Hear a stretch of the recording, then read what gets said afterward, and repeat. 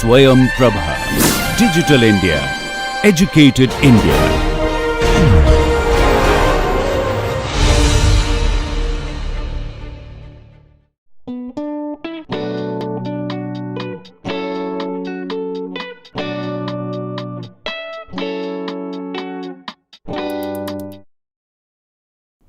With this lecture, I am going to start discussions on gyroscopic motions. Now, gyroscopic motions are observed in axisymmetric bodies rotating about its axis of symmetry about a fixed point in inertial space. So, that is gyroscopic motion. Therefore, we will first calculate the gyroscopic forces in spinning axisymmetric bodies and look at precession of precessional motions of these bodies with and without external moment. As I mentioned that we are discussing about motion of axisymmetric bodies spinning about the axis of symmetry and held at a point in inertial space, and this point is on the axis of symmetry. This is our prototype problem that we have been discussing. We have discussed in the past lectures. We have looked at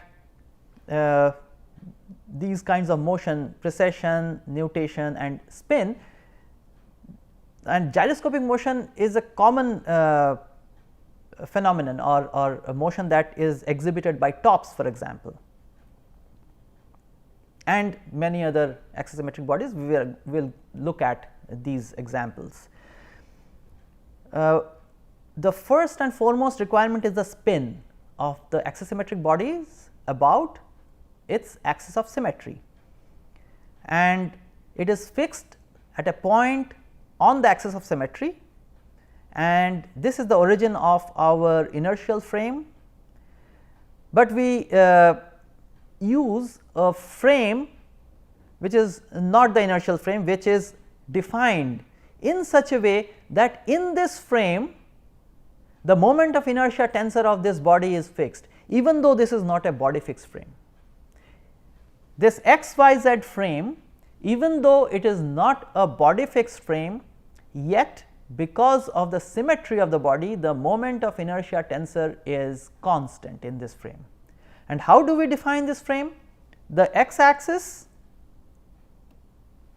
is taken as a cross product of the inertial z axis and the axis of symmetry about which we have the spin. Therefore, this x axis unit vector is inertial z axis cross the axis of symmetry. This we have discussed in one of our previous lectures, how to fix up this frame in which the moment of inertia tensor is fixed, even though this is not a body fixed frame. Okay, and y axis completes the right handed coordinate system. Of course, z axis is the axis of symmetry.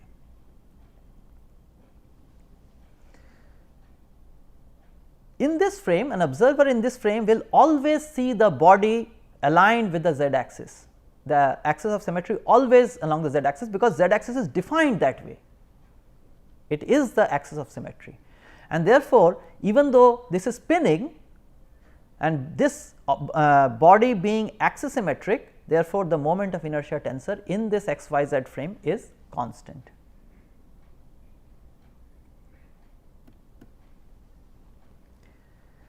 The frame angular velocity, this we have discussed previously. We are going to now write it explicitly in terms of the precession and nutation. The frame will be rotating because of precessional motion and nutational motion. Precessional motion is about the inertial z axis, but this I can always represent in my x and x y z frame because it is in the plane of y z, it is in the y z plane.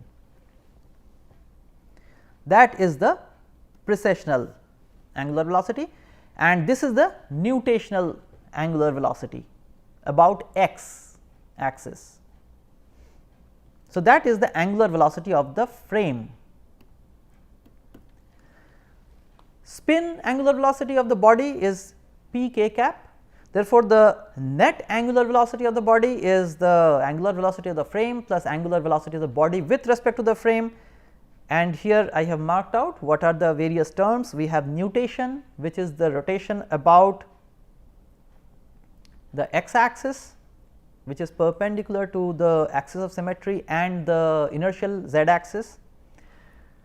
And note that this x axis is always in the inertial x y frame, because it is perpendicular to the inertial z axis. Therefore, it has to lie always in the inertial x y plane.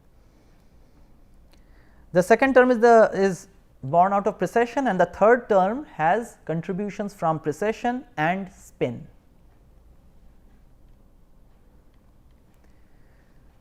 So, this is our net angular velocity of the body. Now, moment of inertia tensor, as I mentioned, in this frame x y z, the moment of inertia tensor is constant. The moment of inertia about the axis of symmetry is I, which is I z z actually, and because of symmetry I x x and I y y are the same, and that is denoted by I naught, and these are fixed quantities, constant in this frame. Therefore, the angular momentum, defining angular momentum is straightforward. This is the expression of angular momentum. You multiply the moment of inertia tensor with the angular velocity,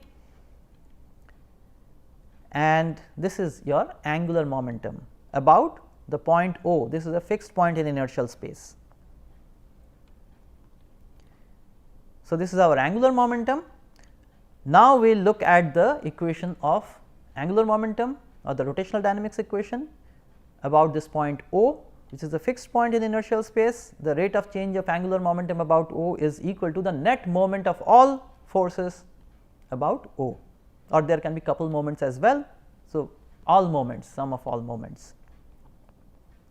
Now, as per our prescription of total time derivative is the local derivative del del t of h naught plus frame angular velocity cross h naught.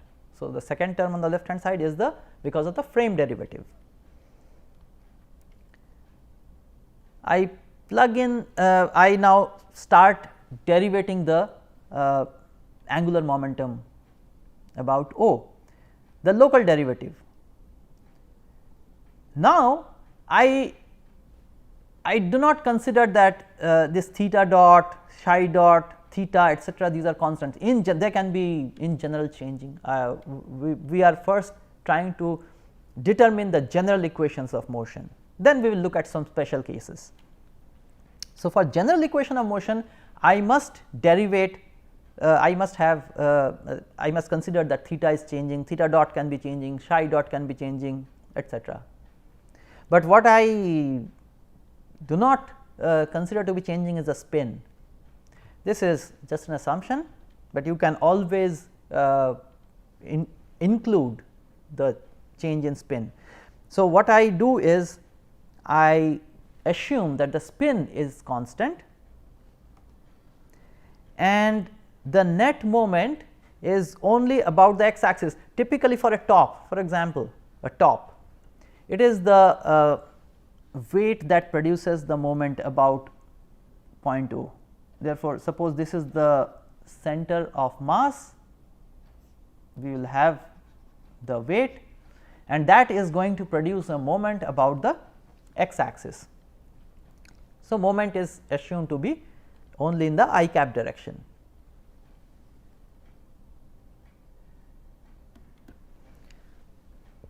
So, let us proceed with these assumptions. What I have done is I have written the final expression. Now, this is a straightforward algebra which you can do. You must derivate each and every term considering what are the variable things. For example, the first term in the temporal derivative, let me just write down this temporal derivative.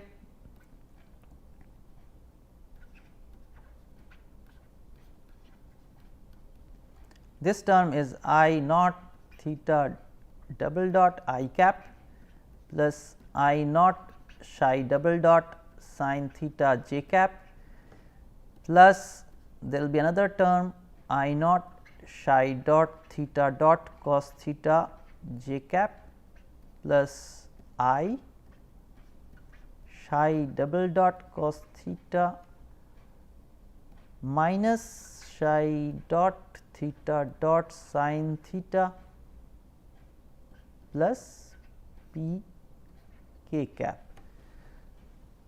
Then let me check whether I have got all terms. This is the first term, this is this term.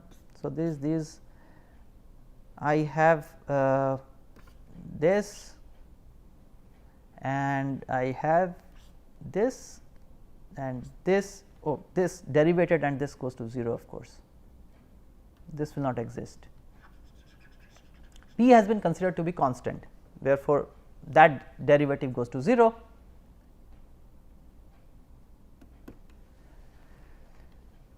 That is the temporal derivative and rest of it comes from the frame derivative.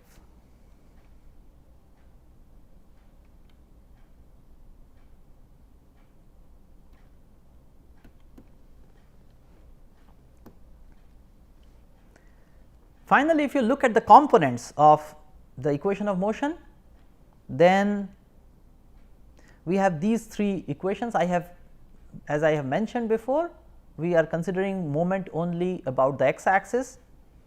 Therefore, the first equation has a non-zero moment, can have a possible non-zero moment. Now, these equations are highly nonlinear and coupled.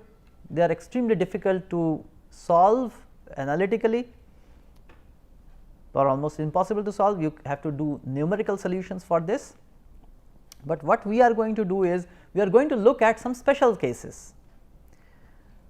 The first special case is that of a steady precession. What do we mean by steady precession? It is something that we normally see for tops usually, but not always, that this angle theta,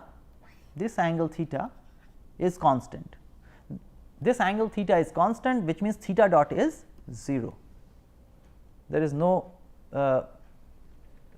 angular velocity. So, there is no nutational angular velocity. The other thing that we assume is psi dot is constant. This is constant. That means it is having steady precession about the inertial z axis, which is vertical. That is called steady precession. Therefore, it does not have nutational angular velocity and there is a steady precession, psi dot is constant. If you make these simplifications, then what we have is because theta dot is constant, so theta double dot goes off, other terms remain in the first equation, the other two equations completely disappear, they are trivially satisfied, because psi double dot is 0 and theta dot is 0, etc. So, the other two equations you will note they will be trivially satisfied. Therefore, we have to deal with only the first equation and with the theta double dot term dropped.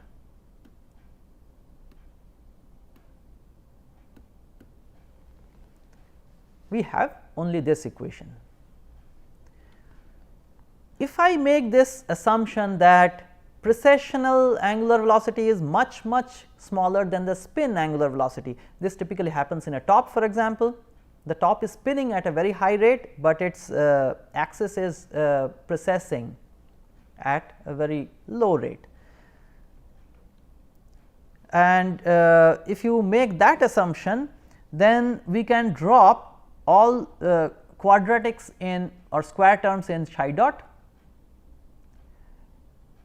and then I am left with this simplified form.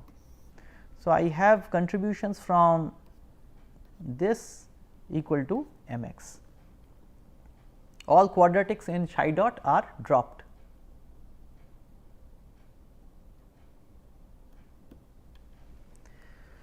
and then I can obtain psi dot in terms of the applied moment and the spin and inertial properties of the body. For a spinning top, for example, the moment that is produced about the point O is due to the weight, and that is given by mg rg. I have marked out rg in this diagram. It is the vector OG essentially, and so essentially Rg is the length of that vector OG, and its component, the moment arm, you see this length is Rg, this length is Rg, and the moment arm is this much, and this is theta, remember. Therefore, this moment produced by the weight is mgr sin theta, mgr sin theta, mgrg sin theta. Therefore, for a top, the precessional angular velocity can be determined in terms of its inertial properties, spin, and its location of the center of mass. You can obtain this approximate relation. Let us look at a simplified derivation right from the angular momentum calculation about O, and this we are going to use later on in problems. This is the net angular momentum about O. There is no approximation till now. If I say that it is a case of steady precession and the precessional angular velocity is negligible compared to the spin, then you will find that first of all steady precession means this goes off, theta dot is 0, theta is constant, and what I am going to do is I am going to drop out any contributions from psi. Therefore, I can write this simply as I p k cap. I am dropping out all these terms involving psi dot, considering that they are quite small. I am assuming that steady precession with very low precessional angular speed. Then my angular momentum just becomes, it is very simple, I p k cap. What it means geometrically, this also I should point out, is that the angular momentum, you see why do we have angular momentum? Because of the spin angular momentum and the precessional angular momentum and possibly also nutational angular momentum. Right now we are assuming steady precessions and no nutation. Therefore, the net angular momentum is a vector sum of these two, one is because of the spin, the other is because of the precession. The net angular momentum H O is the sum of angular momentum due to spin and angular momentum due to precession. If I say that the precession is very small, then the net angular momentum is actually in this direction along the axis of symmetry. This is roughly the picture that you should have. If H p is very small, the actual angular momentum will be almost coinciding with the axis of symmetry, not quite, but almost. And if I can say that okay, I will neglect the precessional angular momentum contribution, then the only thing that remains is along the axis of symmetry. So, that is the angular momentum.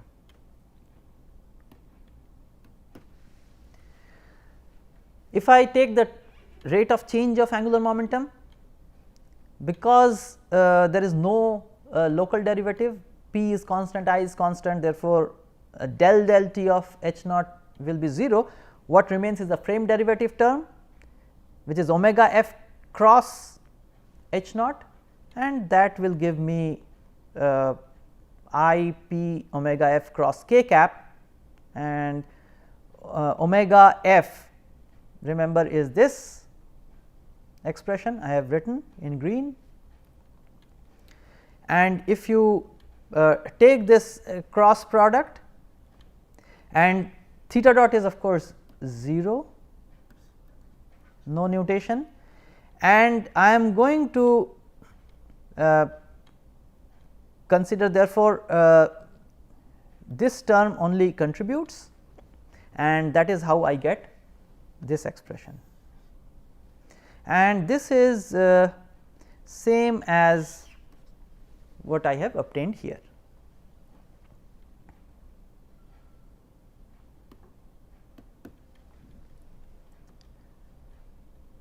Next we look at the second simplification, which is the torque free precession.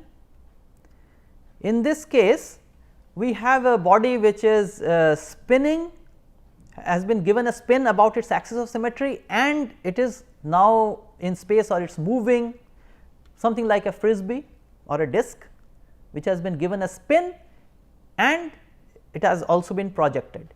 So, it is in free motion. As it moves, it is a torque free precessional motion. In this case we will again consider that theta dot is 0, there is no nutation, and psi dot is constant.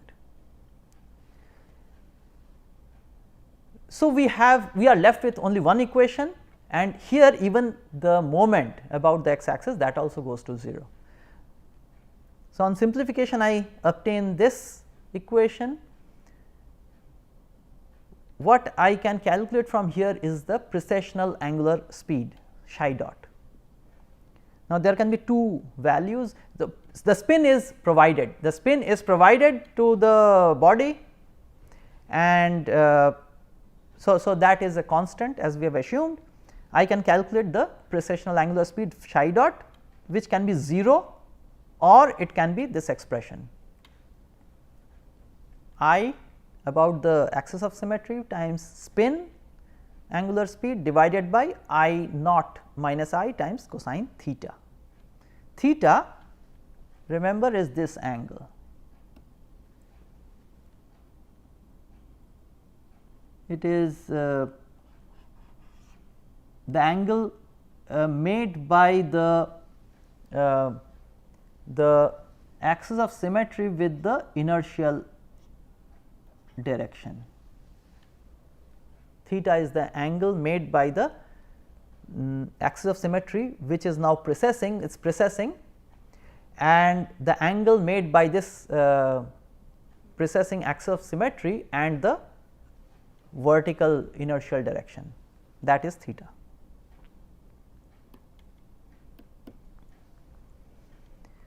And what does this equation tell us? That also we should note, since there is no moment whatsoever, therefore, angular momentum must be conserved. Okay, we can have two cases when there is precession. It may not precess also. If you can give a nice initial condition, then it will not precess. There is a solution with no precession, that means it is going to spin and move, but there can be precession if there is a misalignment with the angular with the angular momentum. If when it is released, there can be initial disturbances which can generate a initial precession, and that is going to remain like this. We can have two kinds of precession depending on the sign of I naught minus I. Remember, I naught is the moment of inertia about the two perpendicular axes perpendicular to the axis of symmetry, and I is the moment of inertia about the axis of symmetry. If I naught is greater than I, what we have is direct precession, what is known as direct precession. By direct precession, it is meant that the direction of precession is same as direction of spin. That means, if it is spinning like this, then the precession is also in the same direction, counterclockwise as seen from the top. The other is retrograde precession. Sometimes direct precession is also called prograde precession. Prograde precession, and retrograde precession is just the opposite. When I naught is less than I, you will find that psi dot will be negative of the spin direction. That means, it is going to precess in the other direction. If this is the spin direction that I have already shown, then in case of retrograde precession, I have this will be the direction of precession. This is the moment of inertia tensor. Just to remind you, when you have a slender body like this, I is about the axis of symmetry, and that is quite low compared to the moment of inertia about the orthogonal directions to the axis of symmetry. Therefore, I naught is greater than I, and if this is the spin as shown, then the precessional angular velocity is in this direction as shown. You can imagine that there is a cone, a body cone which is rolling on a fixed space cone. We have looked at this problem of rolling cones, one cone rolling over the other, and this is where you can picturize this system by considering these two cones. The body cone is fixed to the body, it is spinning, and it is rolling over the fixed space cone. That is why it is called space cone, it is fixed in space, and this body cone is fixed to the body. Therefore, the motion of this body can be thought of as a cone, a body cone rolling over a space cone. And remember that the net angular velocity of the body in such cases is along the line of contact of the body cone and the space cone. As you make the spin faster and faster, as you increase p, so that the primary contribution comes from the angular velocity or spin angular velocity, which means that the net angular momentum is almost aligned to the axis of symmetry. In that case, the body cone becomes very thin, and therefore, its precessional speed you can now calculate from here, from the rolling action of the body cone on the space cone.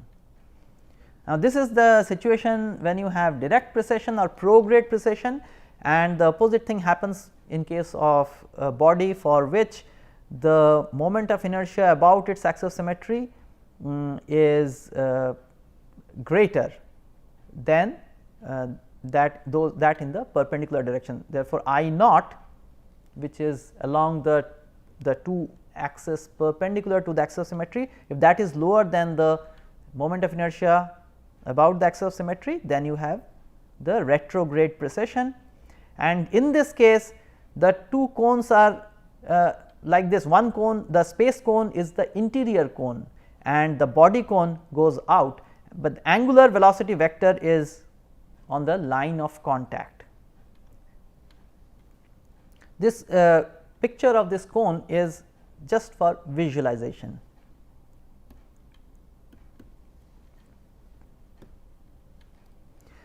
Let us look at some problems. Two identical discs are rapidly rotating freely on a shaft with angular velocities equal in magnitude and opposite in direction as shown.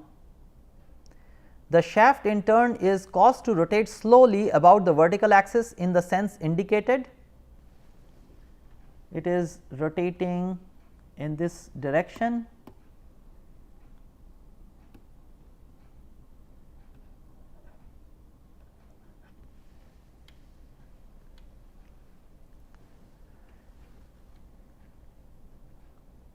Determine whether the shaft bends as in A or as in B because of gyroscopic action.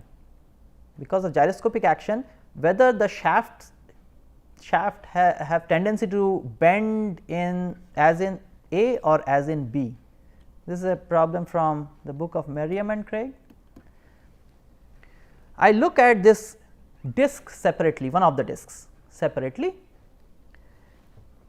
As I mentioned just now, that if the because this angular speed is very low, it is mentioned that it is slowly being rotated, whereas this is spinning rapidly. Therefore, the net angular momentum can be considered to be along the axis of the disc, though theoretically there will be a contribution from this rotation also to the angular momentum, but we are going to neglect that. Therefore, the net angular momentum about the center of mass of the disc can be considered to be along the shaft axis. If that is so, then the precessional angular velocity, which is same as the slow rotation, this generates a moment about the center of mass of the disc. This calculation we have seen for the spinning top or spinning axisymmetric body. This is the moment being generated, and I have drawn essentially a free body diagram. Therefore, on the shaft a negative moment must act. This is a reactive moment on the shaft, and this moment, how is it going to bend the shaft? This is a moment that is usually drawn like this. Moment vector I have drawn initially. This is the way the moment acts, this is the way the moment acts. Therefore, we have the case B. Therefore, the shaft has a tendency to bend as in B. Let us proceed to the next problem. A spinning projectile moving through the atmosphere with a velocity v as shown, which makes a small angle theta with its geometric axis, is subjected to a resultant aerodynamic force R acting opposite to v as shown. If R passes through C slightly ahead of the mass center G on the symmetry axis, determine the minimum spin velocity p for which the projectile is spin stabilized with d theta dt equal to 0. Take the moment of inertia about the symmetry axis as I naught and about the transverse axis as I. This is again a problem from the book of Merriam and Craig. First thing, we fix up the coordinate frame. Now, here this is axisymmetric body, I can fix up the coordinate frame as we have done. Before, you should note how we fix up the coordinate frame for axisymmetric bodies. The capital Z, so the x axis is defined as a cross of capital Z and small z. This is the way we defined, and that is perpendicular to the plane of the screen and into the plane of the screen, and y axis is shown. That completes the right handed coordinate system. Why this choice of frame is important? Because I am going to use the same equations as we had derived.